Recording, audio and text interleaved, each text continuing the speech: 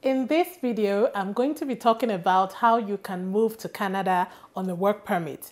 And I'm also going to be answering some questions that people have been asking me about this particular topic. So if you want to know more about this, please stay tuned and watch till the end of the video.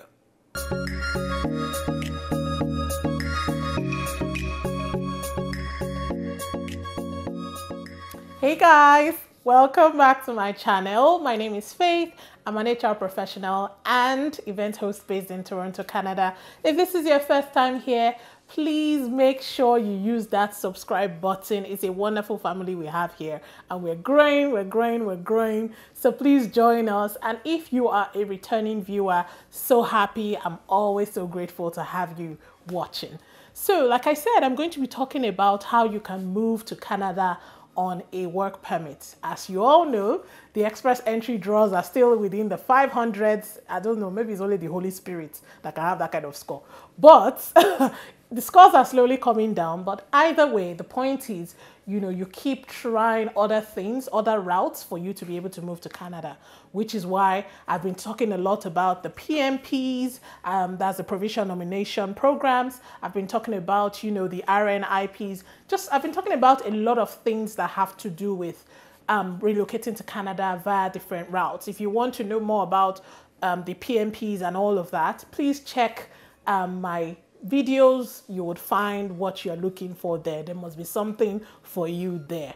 So now, when it comes to the work permit, right? If you want to move to Canada on a work permit, ideally, you would need to get a job, right? That's the first thing. You will need to get a job. And for an employer to be able to employ you from outside Canada, it means that the employer must have done the Lmia and must have had a positive outcome from the government. Now, you may be wondering, what is an Lmia? The Lmia is the Labor Market Impact Assessment. Now, this is something that the government does, kind of to assess the job market, and they say, look, we have such shortages in these particular professions or in these particular roles, and because of that, we know that we can't get the skills or the people that we're looking for in Canada. So for that reason, we would allow employers employ people from outside Canada.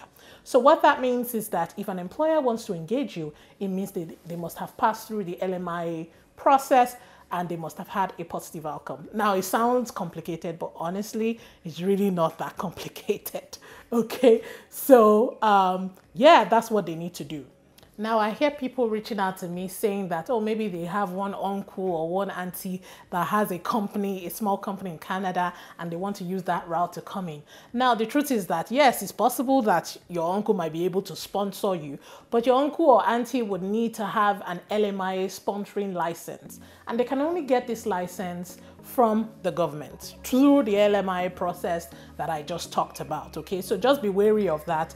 Don't fall prey to people that say they will give you a job and all that. I mean, there are peculiar instances where there's some programs that are Lmia exempt. I think the IMP, I'm not so sure, but I would look up such programs and I'll bring them up to you. But the truth is that for the most part, if you're coming to work for an employer in Canada, most times the employer would need to have had a positive Lmia and they have a sponsoring license from the government. Okay, so now if you might be wondering, who are these employers and how do I get to know them? Now, there is a whole list of all these employers on the Canadian Immigration website, which I'm going to share my screen very quickly and show you all the employers. So all you need to do is look at that list and then contact them. I would show you how you can also check them on Job Bank. So those are some of the things that we're going to be going through very quickly. So let's get into the screen share. Hi guys, so this is the Government of Canada website. You would find here the list of employers who have received a positive Lmia. I'm going to drop this link in the description box as always. So if you scroll down, you will see that you would see different years and different quarters beside the names. Now this is because this list is revised every quarter, so maybe you can download as many as you want, maybe like a year before the present quarter that you're in or whatever be the case. So now when you click on download, I've already done that already, so I've downloaded one. So I'm just going to pull up the Excel file that it it came up with. So this is what the Excel file looks like. You will see a tab for the employers who have been issued a positive LMIA. You will see the territory that they belong to. You would see the employer names on here in column C, and then here you will see the employer's address. You will see the occupation or the NOC codes. If you scroll to the right, you would see the number of approved LMIAs and the number of approved positions that each employer has. So it's quite a detailed file. But what you can do to narrow it down for yourself is, you know, just use the filter button. I hope we're all Excel gurus here, but just follow me as I go. It's pretty straightforward. So just click on filter and then go on here in column E. You would see, of course, this is where the NOC codes are. So you can just click on this drop down. So say, for example, I am someone who is into advertising and marketing. So I'm just going to select on here, filter by this, and then I'll click on the OK button. So you can see that it has reduced the list. So I can see that there are some, my NOC codes, there are some employers who are in Quebec, who are in Alberta, who are in British Columbia. So all I need to do is look up some of these employers. You can find their names on here in column C, and then you can just go to their websites specifically and go and apply to them directly. You can contact them directly and tell them, you know, send your resume and all of that. Honestly, this is something that I think you should take advantage of, because at the end of the day, these employers are looking for you. Okay, they are looking for you. So it's not as if you are I mean they want you, right? And that is why they took the pain to apply for the LMIA. And now that they have it, it's up to you to kind of contact them. Go on their website, go to their careers pages, look up the jobs that they currently have, or like I said, contact them directly. So yeah, so this is quite an elaborate list. So you just have to kind of play around with the website. So now let's go back into this. So this is what this page is all about. Another way you can go about doing this is by searching on Job Bank. So I've opened up Job Bank here. I'm going to drop the link in the description box. If you watched my video, I think it was titled How to Get a Job from Outside Canada, and I did a screen share as well. I went through this same process. So if you want to see a more detailed version of this, when I was talking about the temporary foreign worker program, you can click on the link just on the top right of the screen, and it will take you there. So this is what the Job Bank site looks like. I'm just going to go over it high level while since we're on the subject of, you know, trying to get a job from outside Canada. So when you open it, this is what it looks like. All you have to do is click here on advanced. Okay, and when that opens up, you just have to scroll down. You'll see a lot of things that you can filter the jobs by. It's quite an elaborate one, but where I'm heading to is temporary foreign workers. So I can just click on here, and you see it shows me that I have 4,524 jobs across the different provinces. So I'm just going to click here and say view, and these are the jobs. You just keep checking one after the other. So let's see this office administrator, for instance. If I open this up, you would be able to see everything about the job. You would see how much the job goes for. You would see you know, how many vacancies they have for this particular role. In this case, it is one. You would see here, so this is where it's interesting, right? It says this employer has applied for a labor market impact assessment and LMIA to hire a foreign worker to fill this role. So I mean, they've already applied, so meaning it's something that so meaning they are open to hiring candidates from outside Canada. If you scroll down, you see the responsibilities of the job, you know, and then you will see who can apply for this job. So it says on here, this is an important part that you need to check first before you even start going into the details of the job.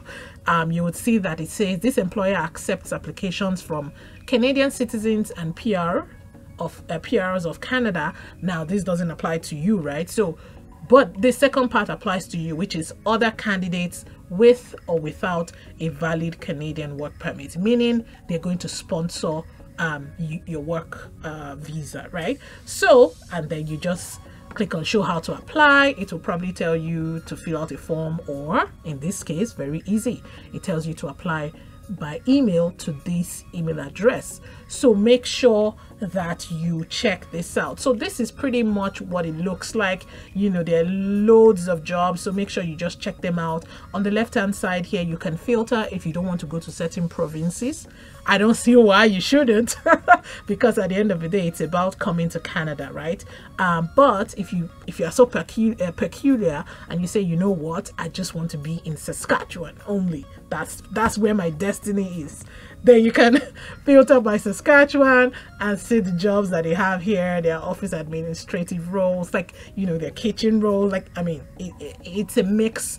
It's a mix of job roles. So you just have to look for which one you know, relates to you. So another route you can check is, another way you can check for these jobs is on Indeed.ca. Now, Indeed is a very resourceful job site. A lot of people, including myself, have gotten jobs on Indeed.ca. So that's another place that you can check for jobs. All you have to do is make sure that you check that this is an employer who can engage foreign workers, okay, because that is really what you're looking for, at least as it relates to this particular video that we're talking about. So once that is checked, that box is checked, then you know that you are well on your way. Okay guys, so that's it. If you like this video, please make sure you hit the like button and also share this video, subscribe to my channel. Thanks guys. Welcome back guys. So now these are two questions that I know I get a lot. One is, can my family come with me when I get a work permit?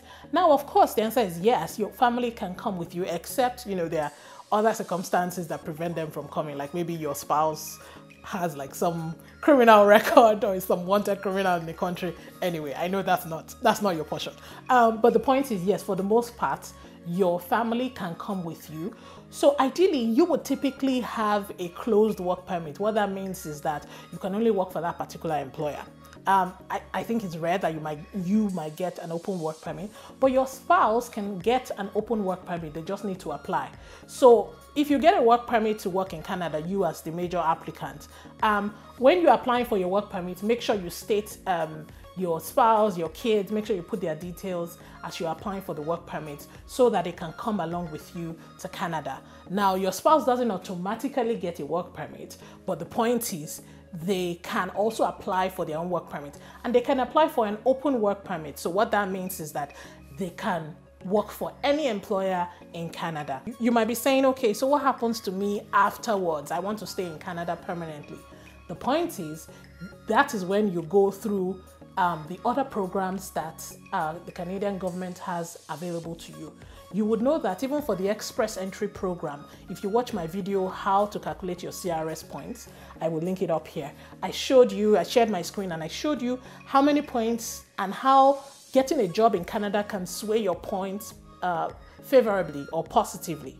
So what that means is that when you have this job, you will now be able to apply for PR using some of the other routes like the Express Entry programs, you know, and maybe PMPs possibly. So because that job, the job points getting a job gives you a lot of points. So that is how you can now convert your supposed work permit into a permanent stay in Canada. And a lot of people have gone through this route. So at least the point is, get the work permit first, and then you can now look into other programs because it will give you a boost in your score. So those are just some questions that I've been getting often. If you have other questions, please put them in the comment section and I will try my best to get to them as much as possible. Remember to hit the like button if you found this video educative, and remember to share, please. It's always good to share these videos, okay? Let people know that there are other options available to them.